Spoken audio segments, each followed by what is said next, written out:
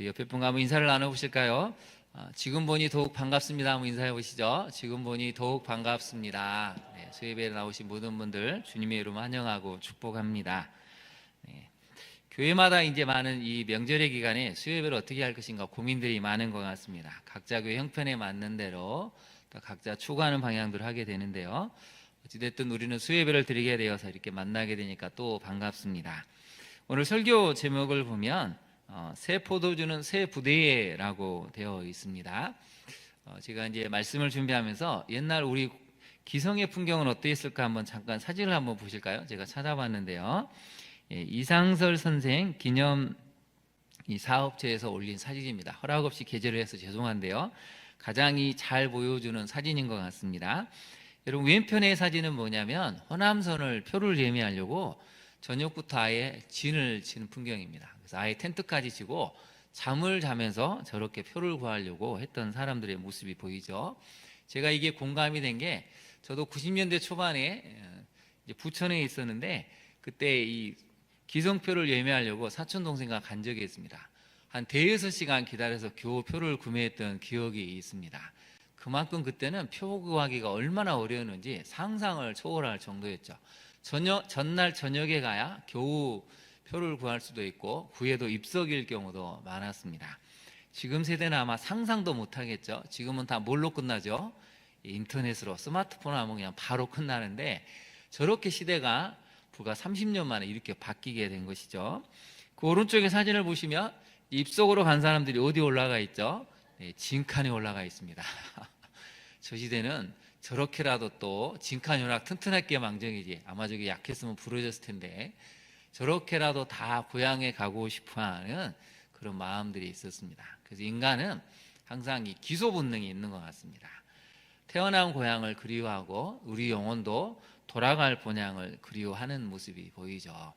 그래서 어쩌면 새술은 새 포도주는 새 부대라는 말처럼 이제 시대가 바뀌어서 저렇게 하지는 않지만 우리 인터넷으로 스마트폰으로 언제든지 예매하고 예약할 수 있는 완전히 새로운 시대에 살고 있다는 것이 저 두 장의 사진을 통해서 잘 우리가 인식을 할 수 있는 것 같습니다. 여러분은 명절 기간을 어떻게 보내셨습니까? 늘 명절이 되면 저는 나름대로 목표를 하나 세웁니다. 어찌됐든 책을 한 권 읽어야지. 그래서 제 아이들한테 늘 잔소리를 많이 합니다. 명절 기간에 목표를 세워라, 뭘 해라 하는데 정작 저는 그렇게 하지를 못해서 이번에 꼭 원한대로 한번 제 목표대로 해보려 해서 책을 한 권을 읽었습니다. 그래서 한번 보실까요? 책 제목이 뭐냐면 공부는 예배다라는 책입니다. 이 저자가 어떤 저자냐면 굉장히 어려운 삶을 살았습니다. 부모님의 이혼에 너무 찢어지게 가난해서 유할매댁에 가기도 하고 정말 말할 수 없는 고난을 겪었는데요. 하나님을 만나서 재수를 하면서 서울대를 갔는데 서울대 공대를 갔습니다. 그런데 또 서울대 공대를 가서 자기 적성에 맞지 않다. 이게 내가 원하는 방향이 아니구나 해서 또 고려대학교 법학과를 가서 법학대원까지 졸업하고 지금 이제 변호사를 하고 있는데 제가 이 책을 읽으면서 많이 공감이 됐습니다. 공부 잘하는 법 이걸 떠나서 이 책을 읽으면 우리가 왜 공부를 해야 되는가 또 우리가 어떻게 하나님을 경외하면서 살아야 되는가를 이 책이 너무 잘 보여주고 있어서 여러분 한번 자녀들한테 이 책을 권면하시면 참 좋을 것 같습니다. 근데 여기에 책에 재미있는 내용이 하나가 나옵니다. 어떤 내용이 나오냐면 이제 수능을 앞두고 있는데 머리가 터질 것 같은 거죠. 아직도 정리해야 될 과목은 많고 요점 정리는 안 된 것 같고 요약은 안 된 것 같은데 어떻게 해야 되지 하는데 그때 그런 마음이 들었다는 것입니다. 뭔가 좀 도움을 구할 데가 없을까? 그런데 그때 광고가 하나 눈에 띄었습니다. 한번 볼까요? 광고가 뭐라고 떴냐면 이렇게 떴습니다. 영으로 점을 봐 드립니다. 크리스찬 대환영. 네. 여러분 놀라지 않으시는군요. 누구를 환영한다고요? 네. 크리스찬을 대환영한다고 실제로 이번 책에 그 내용이 나옵니다. 영으로 점을 봐 드립니다 했으면 괜찮았을 텐데 대환영인데 누구를 특히 환영하냐면 크리스찬 대환영이라는 것이죠. 그래서 이 저자가 전화를 직접 했답니다. 여러 가지 물어보고 복채가 얼마냐? 그랬더니 항상 답이 있죠. 만나면 알려드리겠습니다. 이렇게 얘기를 했다는 것이죠.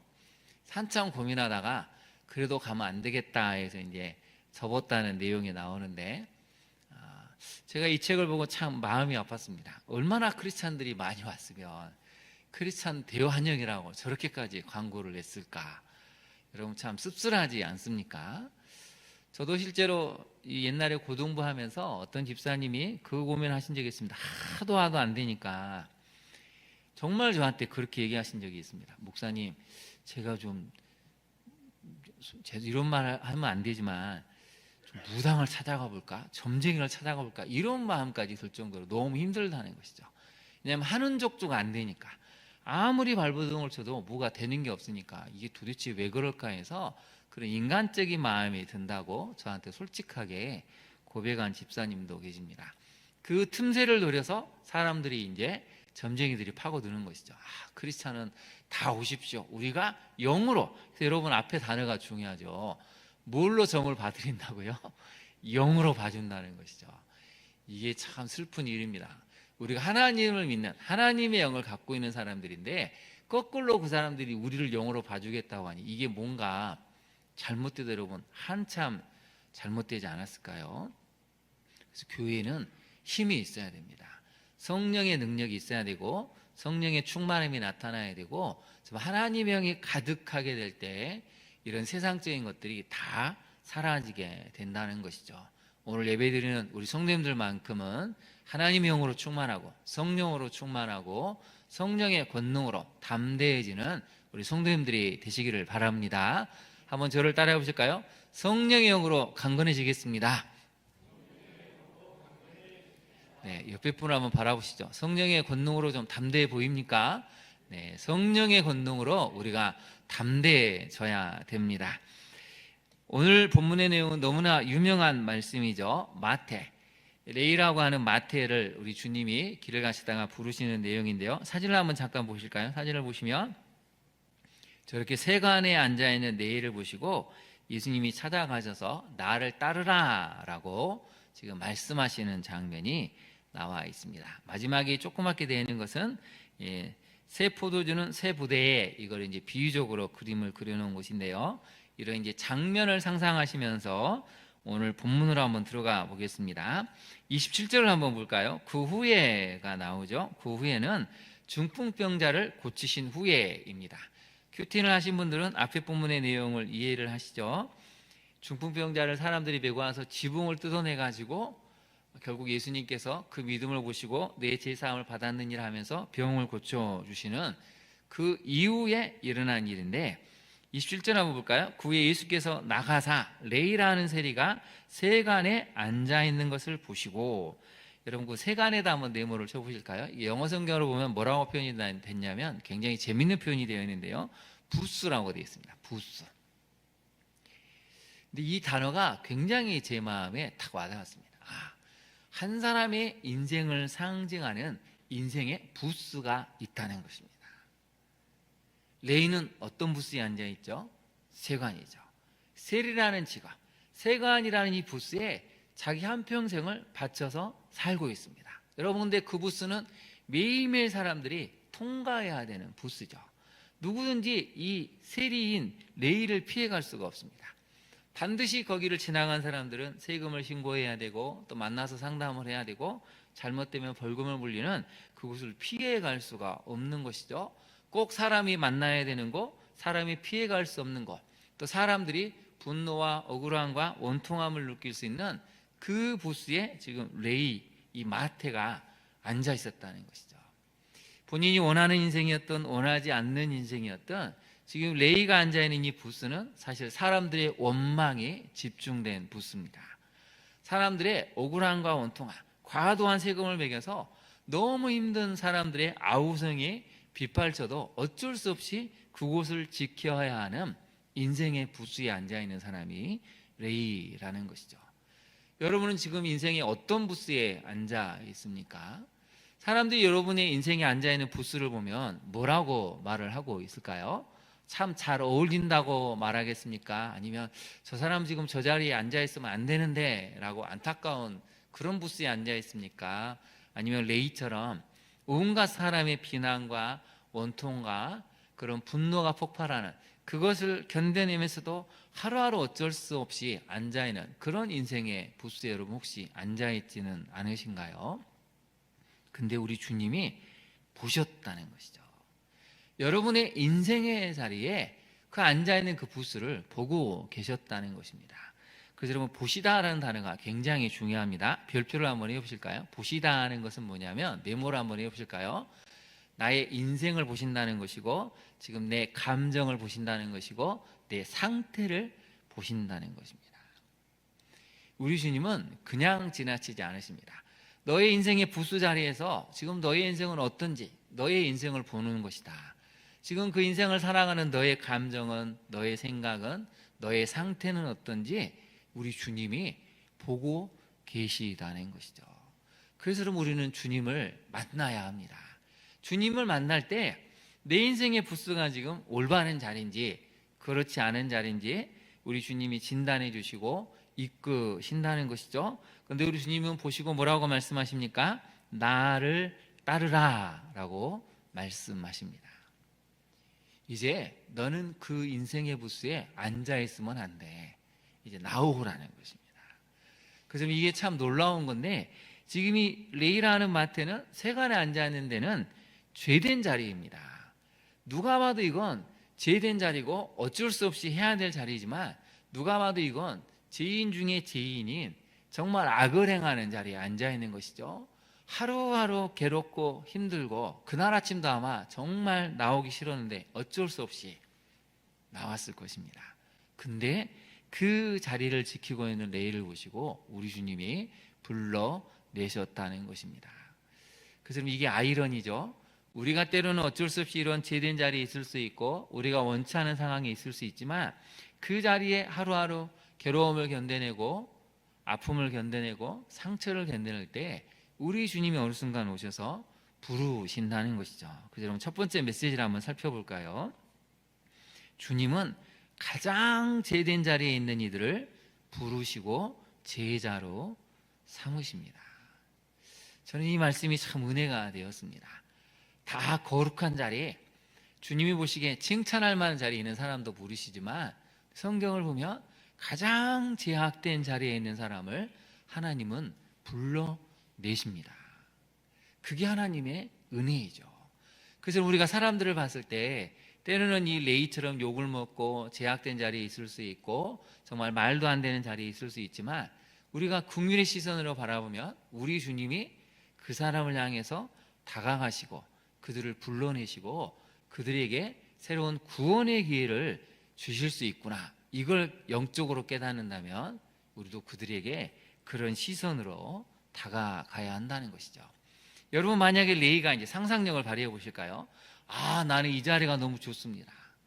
나는 이렇게 이 자리에 있는 것이 너무 행복하고 사람을 좀 괴롭게 하고 짓궂게 하고 여기서 좀 떵떵거리게 돈을 좀 많이 모을 수 있고 이 권력의 자리를 나는 내려놓을 수가 없는데 하면 안 따라 나섰겠죠. 고민했겠죠. 근데 여러분 얼마나 레이가 고민을 했는지 28절 한번 볼까요? 우리 28절 말씀을 다시 한번 읽어보겠습니다. 시작. 그가 모든 것을 버리고 일어나 따르더라.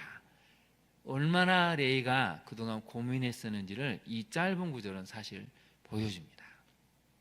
주님이 부르시자마자 고민하지 않습니다. 바로 버렸는데 모든 것을 버렸다는 것이죠.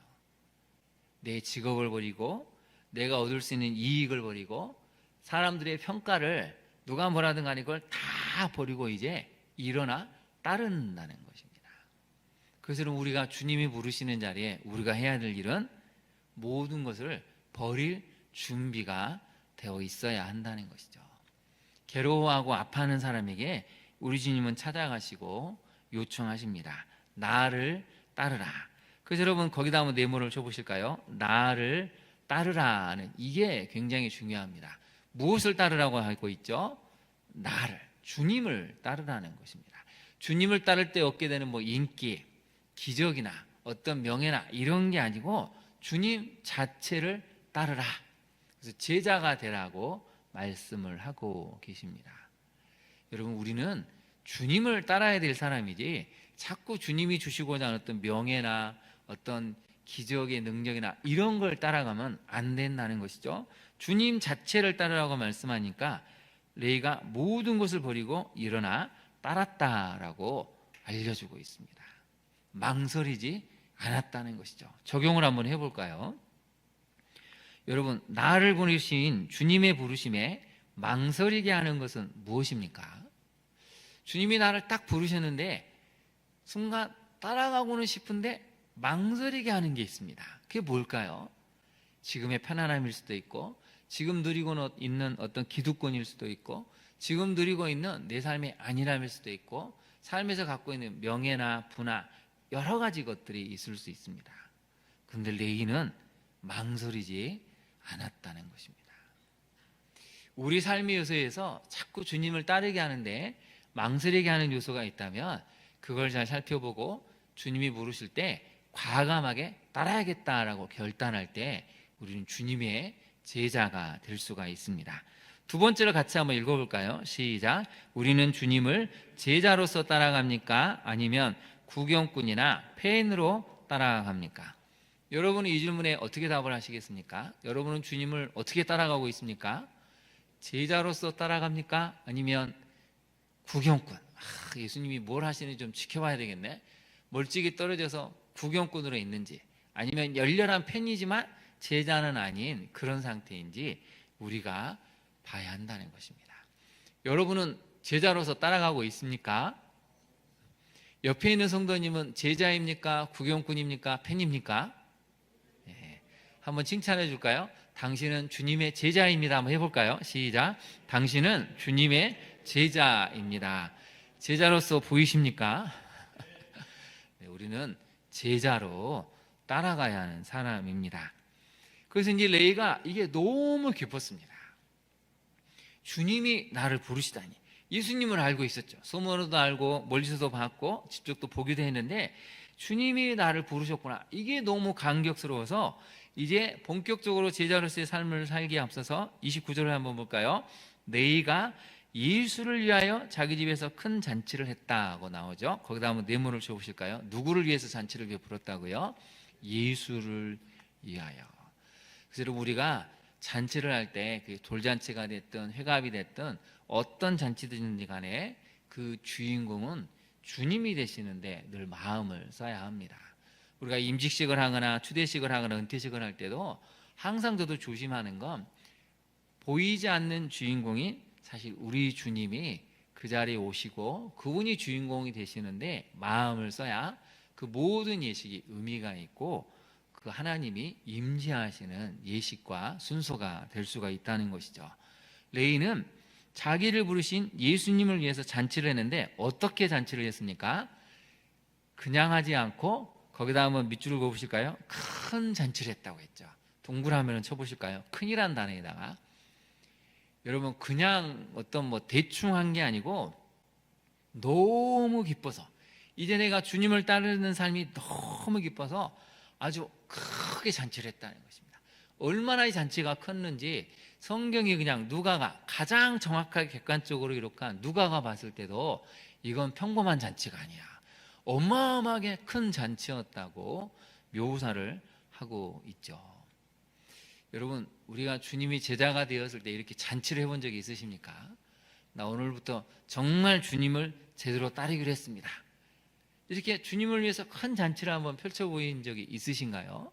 지금 레이는 그 잔치를 벌였는데 여기서 이제 한 가지가 등장을 합니다. 세리와 다른 사람이 많이 함께 있다고 나오죠. 여러분 거기다 한번 동그라미를 쳐보실까요? 많이에다가 이 레이 이 마트는 스케일이 좀 큰 것 같습니다. 큰 잔치를 한 데다가 사람도 그냥 많이 초청을 했는데 이게 이제 여러분 잘 보시면 세리와 다른 사람인데 다른 사람은 어떤 사람들일까요? 30절에 나옵니다.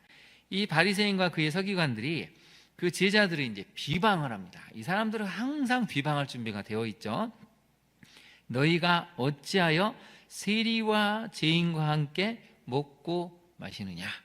자, 그러면 다른 사람은 어떤 사람들이죠? 네, 죄인이라는 것입니다. 이 바리새인 서기관들이 봤을 때 세리는 아주 악한 죄인인데 또 레위가 초청한 사람들도 보니까 똑같이 거기에 못지않은 죄인들이 너무 많았다는 것이죠. 근데 희한한 건 이 사람들도 지금 잔치자리에 왔다는 것입니다. 아무튼 초청을 받았는지 그냥 어떻게 해서 같이 끼어드는지 모르지만 이 잔치자리에 같이 있었는데 이 사람들은 뭐가 지금 불만스러운 거죠? 아니, 예수라는 이 스승 정도 되면 아니 이런 죄인들, 도저히 가까이 상종할 수 없는 이런 사람들과 함께 먹고 마시면 안 되는 거 아닙니까? 조금이라도 생각했으면 이 사람들이 어떤 사람들인지 알면 같이 식사를 하고 교제를 나누고 환대할 수는 없는 것입니다 라고 지금 아주 합리적인 항의를 하고 있는 것이죠. 그래서 이제 31절로 한번 같이 한번 읽어볼까요? 시작. 예수께서 대답하여 이르시되 건강한 자에게는 의사가 쓸데없고 병든 자에게 쓸데있나니, 우리 32절을 크게 읽어보겠습니다. 내가 의인을 부르러 온 것이 아니요 죄인을 불러 회개시키러 왔노라. 아멘. 예수님이 오신 목적은 무엇이죠? 죄인을 부르시는 것입니다. 근데 죄인을 불러서 뭘 시키려고 하신다는 거죠? 회개시키는 것입니다. 여러분, 이걸 잊어버리면 안 됩니다. 우리는 자꾸 처음만 생각합니다. 교회는 죄인들이 모이는 곳이야. 그러니까 당연히 사람들 간에 갈등이 있고 그 안에 뭐 사기나 음란이나 이런 게 폭력이나 일어날 수 있지. 근데 여러분, 그건 두 번째를 몰라서 그러는 것입니다. 다시 한번 볼까요? 내가 의인을 부르러 온 것이 아니요 죄인을 불러서 그 다음에 뭐 한다고요? 회개시키러 왔다는 것입니다. 그래서 여러분, 교회 공동체는 죄인이 들어오면 반드시 회개의 역사가 나타나야 됩니다. 사기치는 사람은 반드시 자신의 죄를 회개하고 다시는 그 사기를 치지 않는 구원받는 자, 제자로서의 삶을 살아야 한다는 것이죠. 폭력이 있던 사람이 예수님을 믿으면 폭력의 강도가 점점 줄어들고 내가 얼마나 끔찍한 죄를 저질렀는지를 하나님 앞에 회개해야 된다는 것이죠. 제가 옛날에 상담을 배울 때 어떤 남편분이 그런 얘기 하시는 걸 제가 이제 선생님을 통해서 들었는데, 결혼하고 20년 동안 아내를 매일 때렸답니다. 매일. 근데 어느 날 이분이 상담을 하고 나서 그날 처음으로 그 고백을 했다는 것이죠. 아유, 선생님, 제가 20년 동안 매일 아내를 때렸는데 이제 아내가 얼마나 아팠을지 이제 마음이 깨달아졌다는 것이죠. 이거 놀랍지 않습니까? 회개는 무엇이죠? 내가 지금 어떤 사람인지를 아는 것이죠. 먼저 내가 얼마나 죄인인지를 알고 죄인된 나 때문에 지금 무슨 일이 벌어지고 있는지를 알아차리는 것이 첫 번째입니다. 그러고 나서 회개해서 돌이키는 것이죠. 그래서 여러분, 두 번째 메시지를 먼저 한번 살펴볼까요? 두 번째 메시지를 보시면 구원의 잔치가 열린 자리에서도 자기들의 시선과 해석으로 불평하고 원망하는 사람들은 항상 있음을 기억해야 됩니다. 여러분, 세리인 레위가, 이 마태가 주님이 부르시고 새로운 삶을 살겠다 하면 어떤 게 정상입니까? 와, 드디어 새로운 삶을 살게 되었군요. 축하합니다. 나도 부럽다. 나도 좀 부름을 받았으면 쫓아갈 텐데. 부러워하고 조금 시기 어린 시선도 있고 축하를 해줘야 되는데 항상 잔치자리에 초를 치는 사람들이 있죠. 바리새인과 서기관들처럼 비방했다는 것입니다. 아니, 이런 자리에 이런 인간들이 오면 되겠냐? 이 말을 지금 하고 싶은 것이죠. 여러분, 왜 그렇습니까? 자신들의 시선, 자신들이 해석하는 게 옳다고 생각하고 있기 때문이죠. 교회 안에서 제일 무서운 사람들이 말씀은 잘하는데 말씀대로 살지는 않고 그 말씀을 자기 시선으로 다시 왜곡해서 항상 그 시선과 그 해석을 가지고 불평하고 원망하고 따지고 이래서 안 돼 저래서 안 돼, 이런 사람들 때문에 교회가 앞으로 나가지 못한다는 것이죠. 지금 바리새인 서기관들이 정확하게 그 모습을 보여주고 있습니다. 그 기뻐해야 될 자리에, 새로운 출발하는 그 자리에서 모두가 다 축하하고 응원하고 격려해야 될 그 자리에서 아니, 이런 인간을 부르다니, 이런 사람을 부르다니 이게 말이 되냐고 항의하고 짜증을 내고 잔치자리를 굉장히 싸하게 만들어버리는 좀 희한한 은사가 있는 사람들이 오늘 본문에 등장하는 바리새인과 서기관들의 모습이죠. 예수님이 여기서 딱 한마디 하시는 것입니다. 내가 온 목적은 죄인을 부르러 온 것이고 죄인을 불러서 회개시키려고 하는 것이다. 그래서 여러분 적용을 한번 해볼까요? 우리는 여전히 나만의 잣대로 공동체 구성원을 판단하고 불평하고 있지는 않습니까? 여러분, 우리가 누군가를 향해서 불평하고 원망한다면 그건 내가 이미 기준을 세웠기 때문이죠.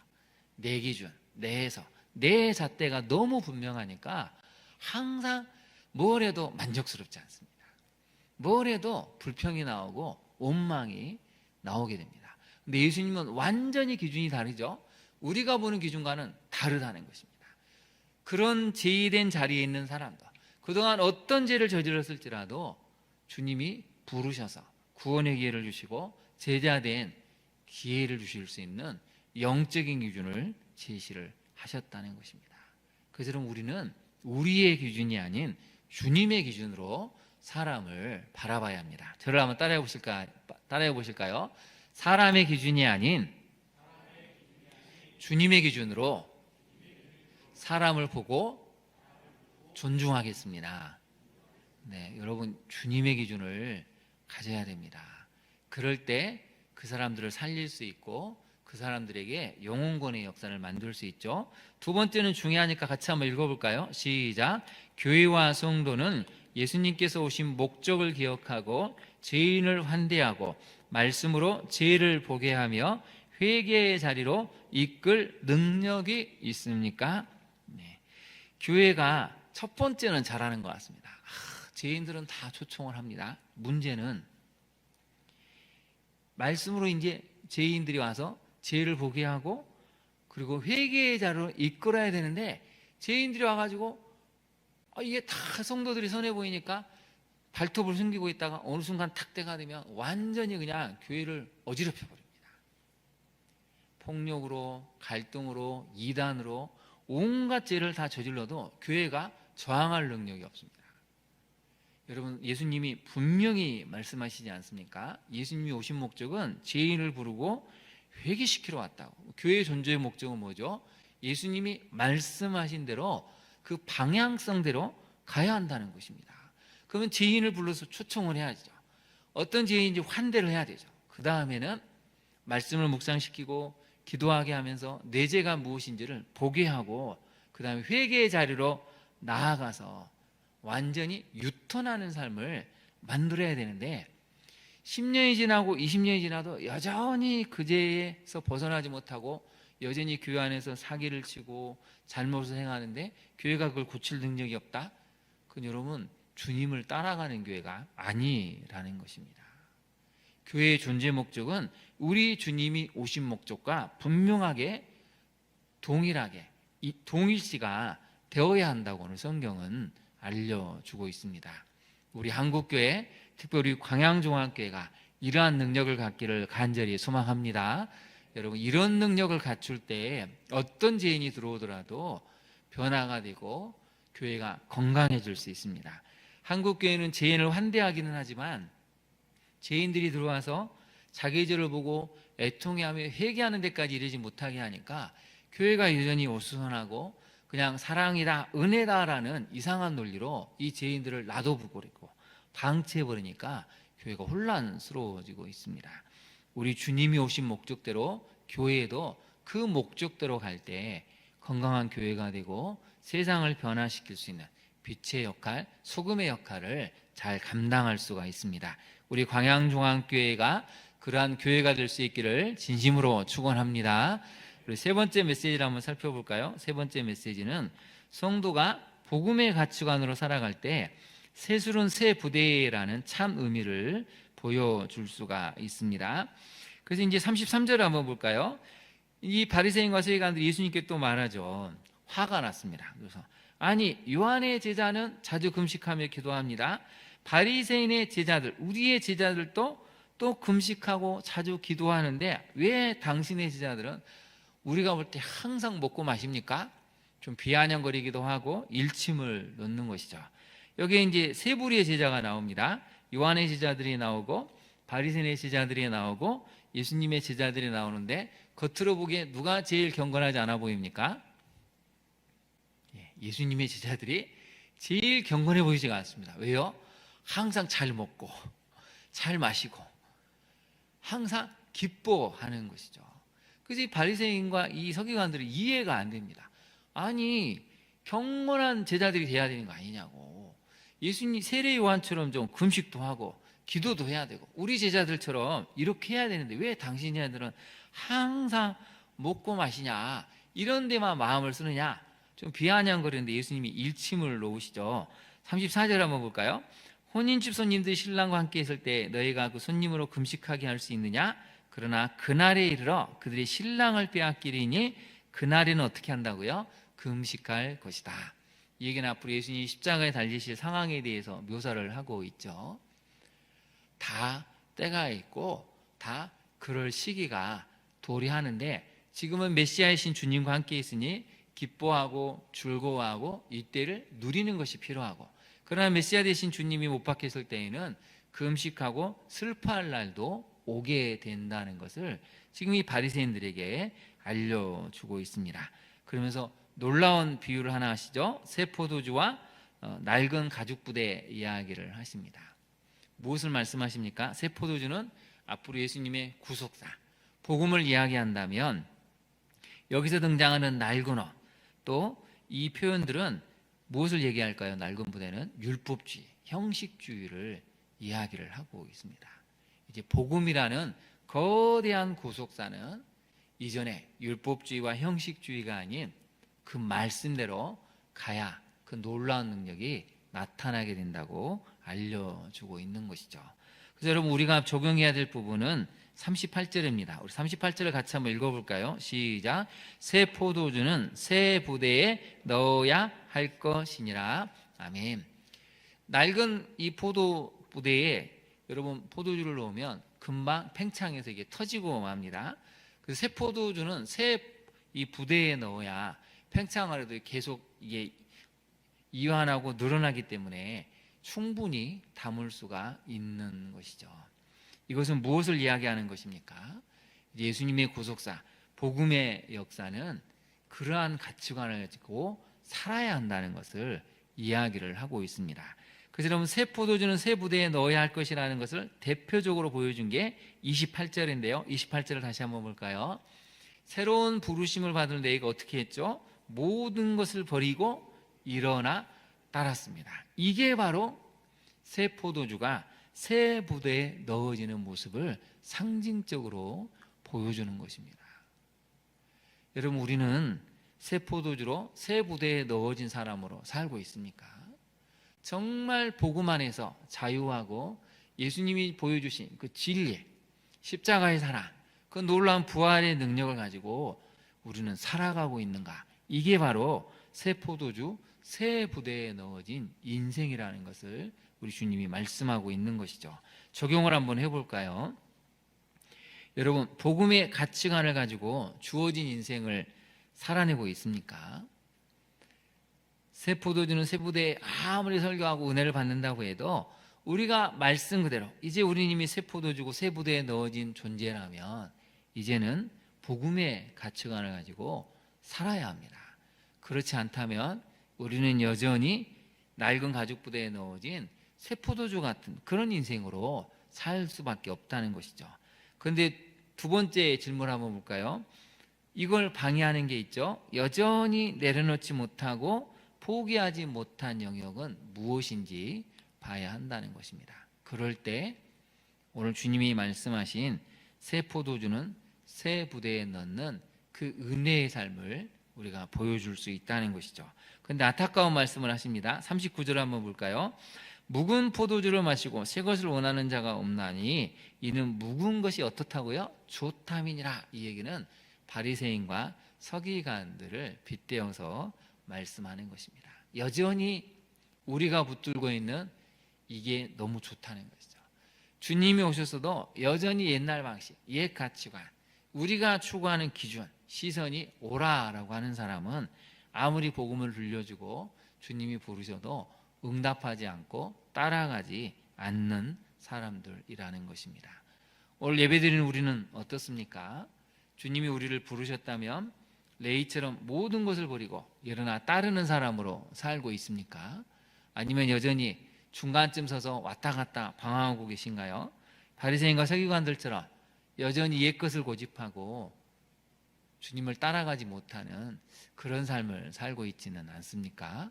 오늘의 말씀을 여러분 잘 기억하시고 오늘 설교의 제목처럼 새 포도주는 새 부대에 넣는 그 은혜의 삶, 여러분이 그런 삶을 살아서 많은 사람들을 초청할 수 있는 은혜의 존재가 될 수 있기를 진심으로 축원합니다. 우리 시간 함께 기도하도록 하겠습니다. 특별히 여러분 한국교회를 위해서 기도해 주시기 바랍니다. 오늘의 말씀처럼 정말 죄인을 불러서 회개시키러 오신 주님의 목적처럼 교회가 죄인을 부르고 환대하고 또 그들이 복음을 알고 회개해서 그들을 새롭게 할 수 있는 그 은혜를 기회 줄 수 있는 능력을 갖추는 교회가 되게 해달라고, 또 무엇보다도 정말 주님이 우리를 부르셨을 때 아멘하고 모든 것을 부르고 따를 수 있는 제자의 삶을 살게 해달라고 우리 시간 주님의 이름 부른 다음에 간절히 기도하도록 하겠습니다. 주여